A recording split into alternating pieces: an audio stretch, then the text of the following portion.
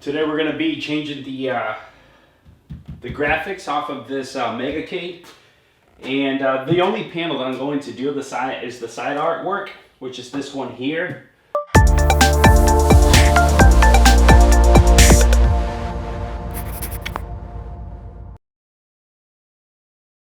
First things first, remove anything that doesn't need to be on the machine. So I got this external SSD drive that doesn't need to be on there, so I'll go ahead and remove that.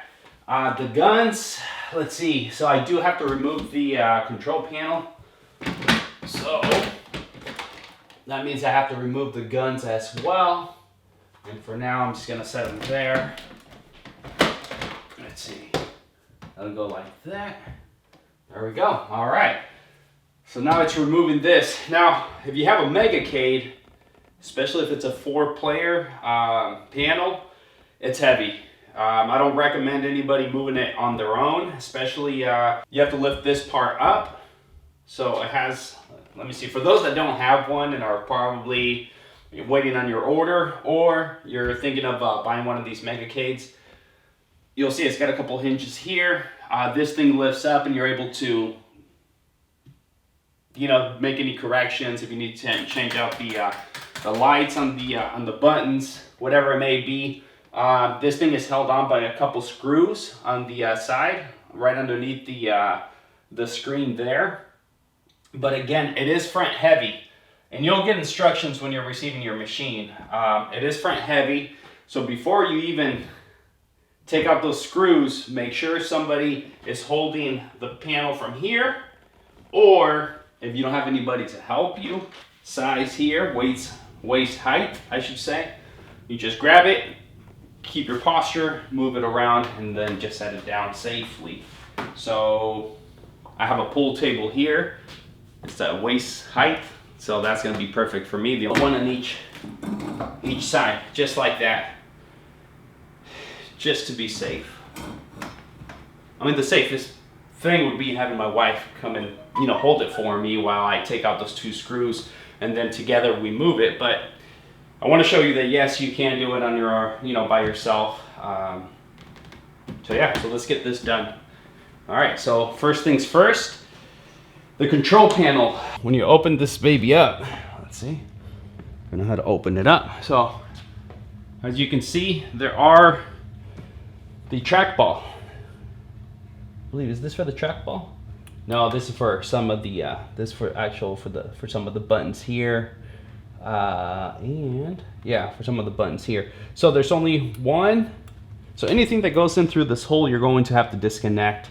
Now, as you can see, there are these holders that hold the wires. So you don't want to disconnect it from the control panel. You want to disconnect it from the main cabinet, whether it's from the computer itself or an extension.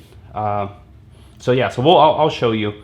So here we have 1, 2, and 3. So we're gonna have to disconnect those 3, but not from the control panel. We'll do that from the bottom and then feed it through that hole. So let's take a look from the back. All right, so we have to now go ahead and open up the cabinet.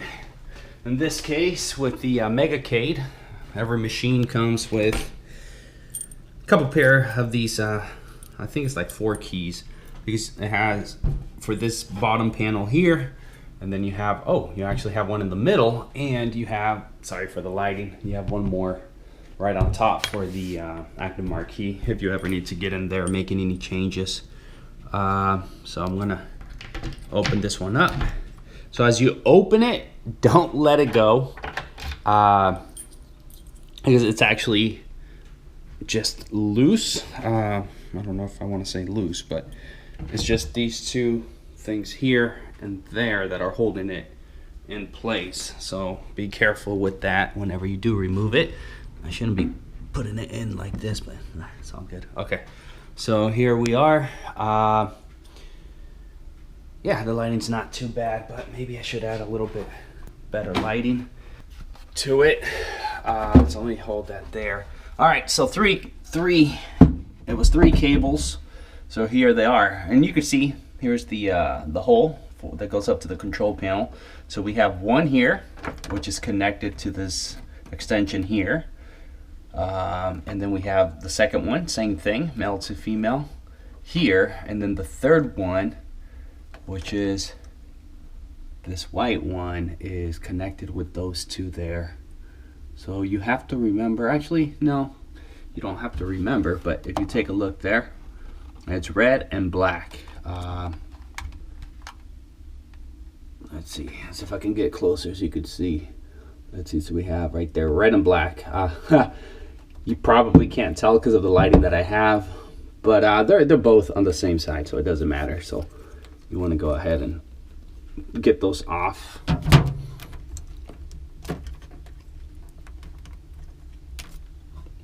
And when you're pulling these off, don't hold it from the wire. Never hold anything that's electronic. Never pull it from the wire, I should say. Always get a good grip and pull it from any metal or plastic, in this case with these USBs, but never pull things from the wire, okay? So just go ahead, you could do that with one hand. Now, you want to make sure you know exactly where it goes. This one's black, this one's black, this one's black. So you want to make sure you don't confuse it. So if you need to take a picture before you start pulling things apart, do take a picture. I have found out that that's one of the best ways. When I first got my machine, I took a picture, so I saved that picture. So anytime I am taking things apart like I am now, I have something that I can go back and reference to. So these things are taken apart, and that's it. It's just those three cords there. Just going ahead and remove these. Move this forward and just hold it in place.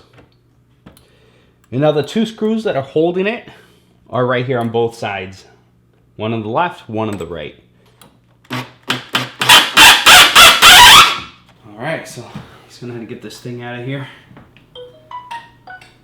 Again, be extremely careful. So as you can see, as long as you're nice and straight, you're able to move it on your own. But you just have to be really careful with it. So again, if you have the help, have somebody help you. Otherwise, wait for somebody. Call a friend, call somebody.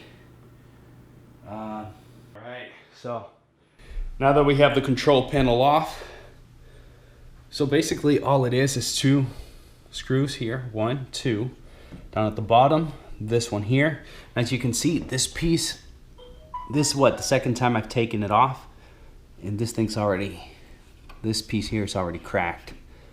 So might have to change that one out eventually. But here's another 2, 1, 2, and then the third one that holds it on the back. All right, so now that we have that, so these are the graphics that we're going to be switching out.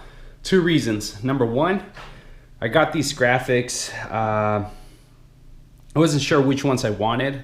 David had already reached out to me that my machine was ready for the graphics to be printed, and then start putting apply the graphics and put the machine together, because what they do is they apply the graphics to the side panels and to the front before they even build the machine. That is the easiest way to apply the graphics. It's a little harder right now that the machine is built. It makes it a little bit more difficult. But one of the things and one of the ways that they did it, and it's not just them, but a lot of I've been noticing a lot of people that build arcades, what they do is they cut the graphics and they leave a piece and they fold that over, and then the T-molding goes on top of that. The downfall, which is good because it's flawless, as you can see here on all the edges. I'm trying to get as close as I can. See, like right here on all the edges, it's just flawless. If you're going to cut the graphics along the edge of the side panel, you're going to be able to see white for the most part, all the way down. And I'll show you what it looks like. But that's what I did with some of my arcade 1-ups. But the thing with folding this over, yes, it's fluid because the graphics bend over and it goes under the T-molding. The downfall to it, if you take a look here, let's see if, yeah, you can right about, let's say about there. But if you look, if I try to push any bubbles back out, any bubbles that have been created, it's impossible because it can only go so much. It'll go in, try to go around, but then there's nowhere to go, and then the T-molding's putting a lot of pressure, so there's nowhere to go other than up and down on the edge, and eventually it's going to come back towards this way. So that's one reason why I don't like when the graphics, when they're folded over and then the T-molding goes on top. So I'm going to try it the other way, where I'm going to cut along the edge, put the T-molding on. Actually, before putting the T-molding, I'm going to grab a Sharpie and then just, go over the edge and just, put a black Sharpie over that. Usually you want to do the Sharpie to be the same color as the T-molding. That way it's less noticeable. So yeah, so let's go ahead and get that done. For the T-molding, I went around it before I took it apart and I couldn't find where the edge was, but I knew that more than likely it was going to be under the control panel, because you can't see it, anywhere else you might be able to see it unless it's under the machine where you can't see. But yeah, I followed it, and yeah, here it is.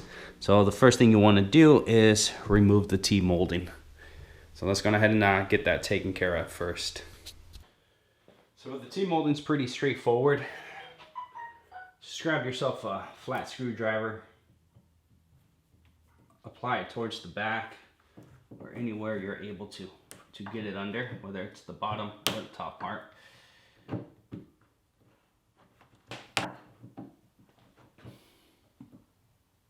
There we go. Once you get it in there, the rest is pretty straightforward. You just pull up. Why is it called T-molding? It's exactly what it is. It's a T.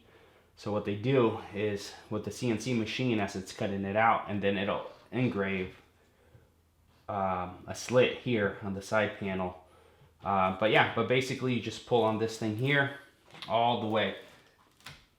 And the same way we're taking it off is the same way we're going to put it. You start here on the edge, and then you just go all the way around. I mean, this thing's already cut to where it's going to fit. You want to make sure you're stretching it out to when it comes back around, when we're putting it back together, it fits perfectly back in its place. So let's just go ahead and remove it all.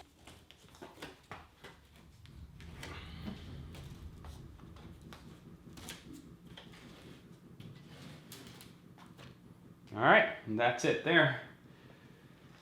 You want to make sure you set it where no one's going to step on it. You don't want to ruin the T-molding, otherwise you're going to have to order another one and then do it yourself. So you want to make sure you take care of that one, reuse the same one. Now this is what I'm talking about here, about usually a lot of cabinet builders, what they'll do is apply the graphics and then just fold it over, which goes like this, so it looks fluid. It's nice. It'll look better than what I'm going to show you, and I'm going to do the other way just so you can see. But again, the downfall to this is if you get any air bubbles as you try to, push them off to the edge and get rid of them, the T-molding's putting a lot of pressure here, so there's no way it's going to, get all the way under up to this groove here and release that air bubble. So what all you do is, as you're pushing it out towards the edge, it's just moving up and down. So you can just go all the way around and it's not gonna happen. Another thing you can do is grab a very sharp little knife, poke a little hole and put a little bit of pressure that releases. But again, the way that this one is, that'll be a lot of work. So I'd rather just change these graphics out. Even if I didn't want to change them out, but once you start getting air bubbles like this all the way, throughout the entire panel, you might as well just remove it. So for now, let's go ahead and remove the artwork. I'm not exactly sure what material they used for this machine. There is material that is more of a permanent type of material, so which means it's more difficult to remove.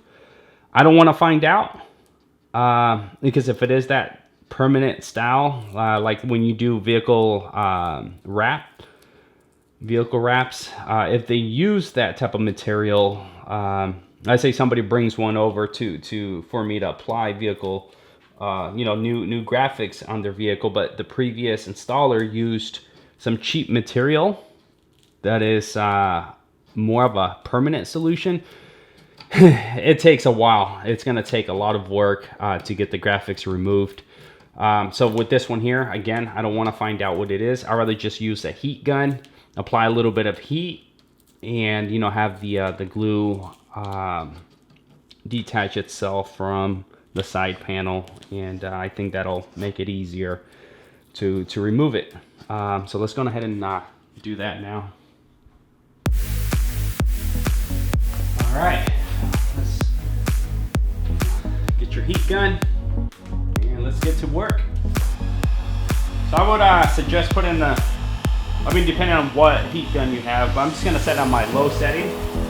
Make sure I don't put too much heat on it. But yeah, start building away.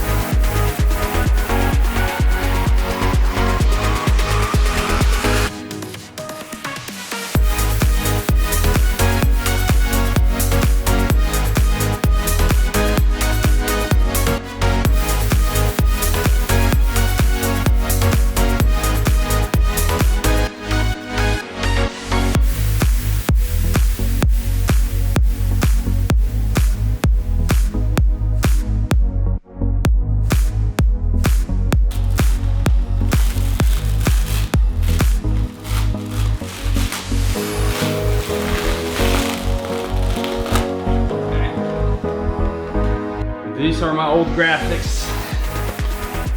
So before I get rid of this, I forgot to tell you, I can use the other side, but I'd rather just do it now. You can see that this is a very smooth material. It's almost like has let's say a gloss finish to it. So you can see here. Oh, it's nice. It's really nice. The colors are vibrant. The only thing is when it has this higher gloss, you tend to get a lot more light reflection off of it. And again, I was okay with it. I liked it. You know what? That's some really good material, because I'm feeling the side panel. I feel no adhesive or glue residue anywhere on the side panel. Again, when you use cheap material, usually you'll find it everywhere, maybe in little spots here and there, but it'll be throughout, wherever it is that you applied it. But here, it's clean, so no glue residue. That is an upside. It just makes it that much easier for us to move along and get the new graphics installed. So you still want to clean it up. You want to make sure there's no dust. So let's go ahead and get this thing cleaned up.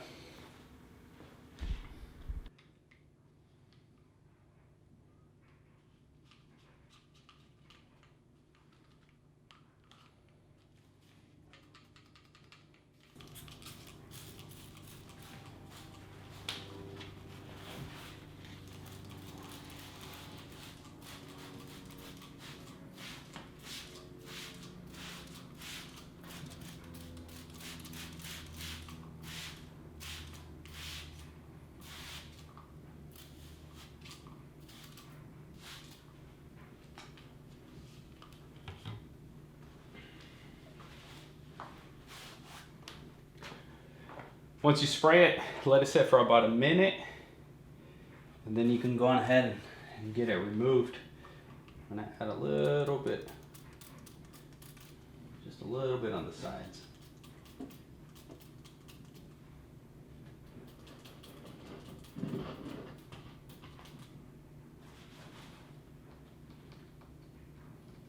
That'll be fine. Again, what I'm going to do is cut it right here, right off the edge. Just follow the edge as opposed to folding it over and then the T-molding on top. I feel like if at any point I get air bubbles, even with using your fingers, you should be able to squeeze those out.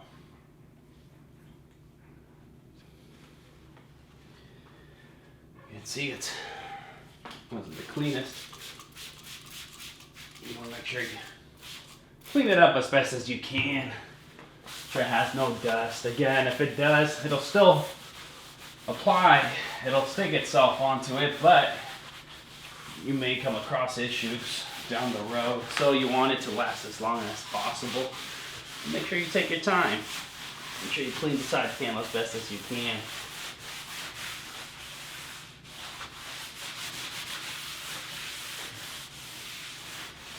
But again, I'm doing it on my own just to show you that yes, it is possible, and that you get a sense as to what needs to be done and what it takes to ensure that you're able to do it on your own if by any chance you don't have anyone to help you.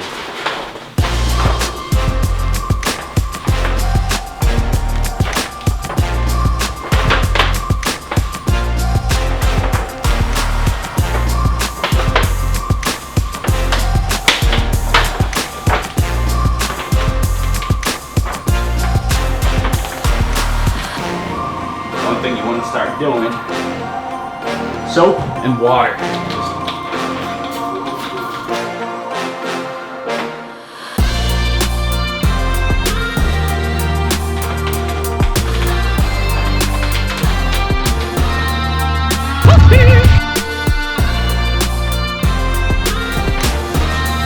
Take a look. Even though it went down, as long as it has water, you're able to remove it. That's the beauty of the water. Alright, so we're ready to transport this. I'm going to stack it up. Just then hold it here. What's the beauty about putting water if it was dry and that thing stuck the same way? It's done. There's no way you're getting it off. So just real quick.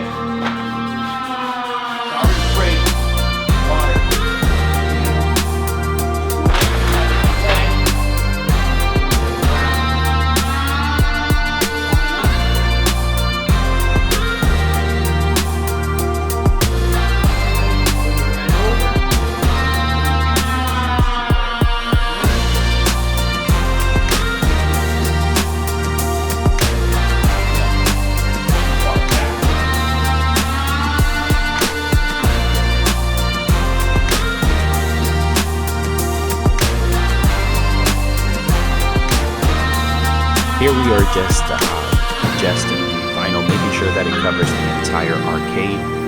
Now, the upside to the wet method is you can readjust it until you have it just right. The dry method, you have to make sure you measure everything first, you adjust it, and once you begin to apply the vinyl, you might be able to remove, depending on the type of vinyl that you have, you might be able to reposition it, but for the most part, once you begin to apply it, there is no going back. So if for some reason it wasn't adjusted correctly, you might end up being short on a specific side. Once you have it in place, then you want to start squeegeeing all the water out. As soon as it begins to release all that water, then the adhesive will activate again, and that's when it'll start sticking onto the side panel.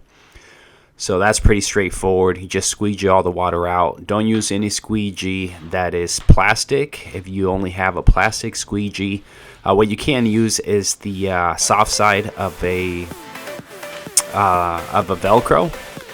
You want to use the soft side and just put it on the edge of the squeegee, and that'll be sufficient enough to make sure that you're not scratching the artwork as well.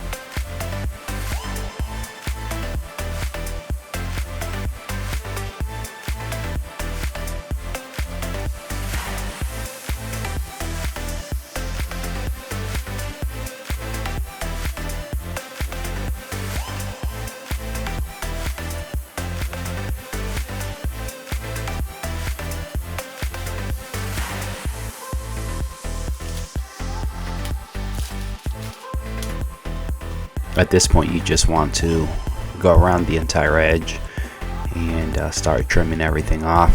You want to take smaller pieces.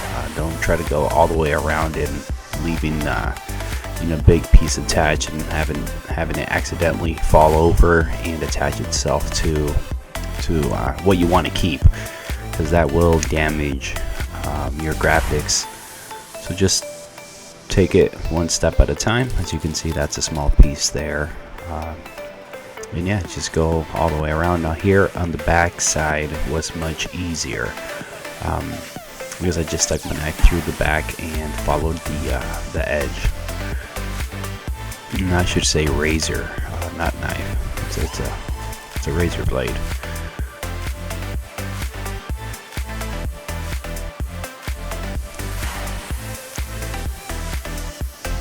And then don't worry if it's not perfect at this point. You mainly just want to take all the excess off first, and if you need to go back, you can go back and just do all those fine details at the very end.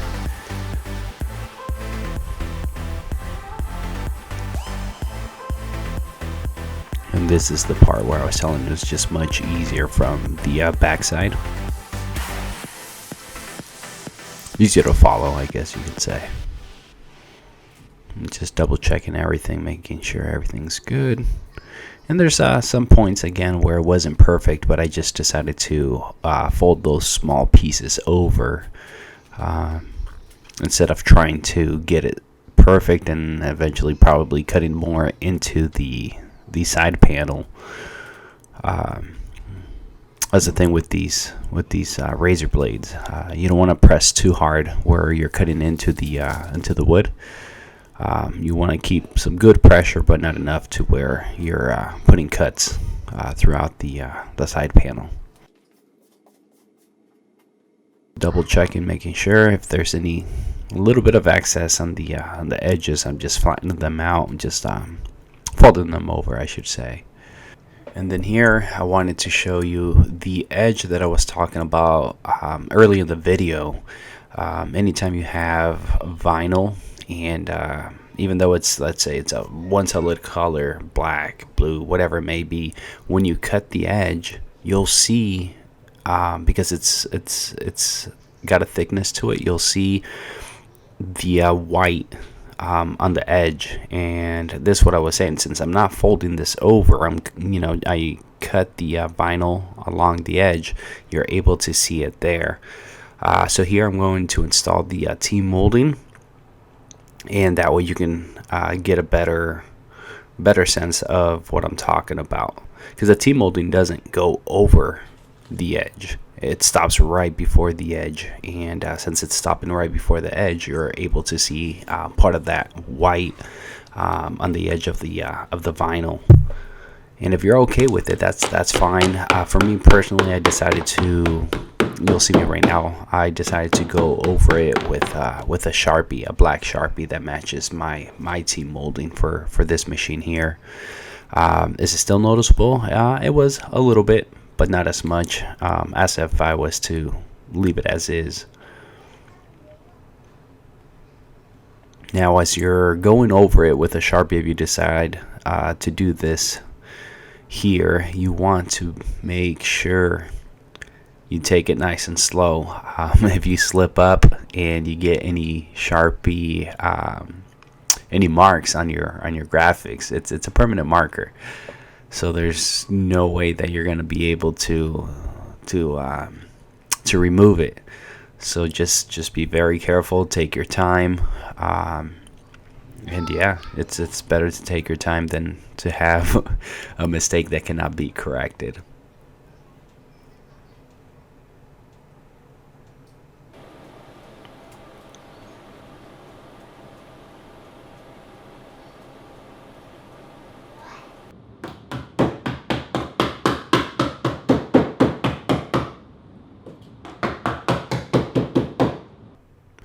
Alright, and here's an example.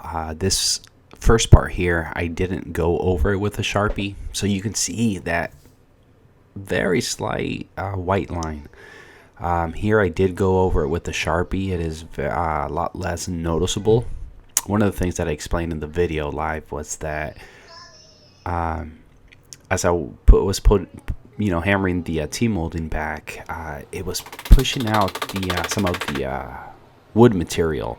So what you were able to see there, a lot of it wasn't the graphics itself. It was just the material that was pushed out a bit, and so now it's noticeable.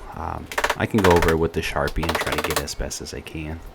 Here I'm just hammering everything in. I think I tried to explain earlier a little bit ago when I was using the hammer. You never want to use a hammer, a metal hammer by itself. You want to use a piece of cardboard to take most of the impact, and you're not scratching your T-molding, as you can see here. Or if you have a rubber mallet or hammer, that'll be the best.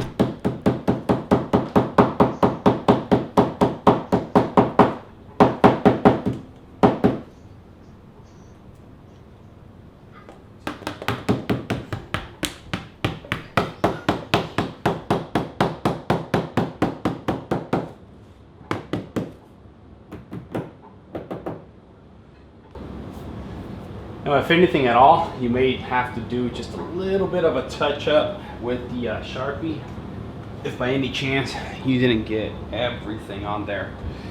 And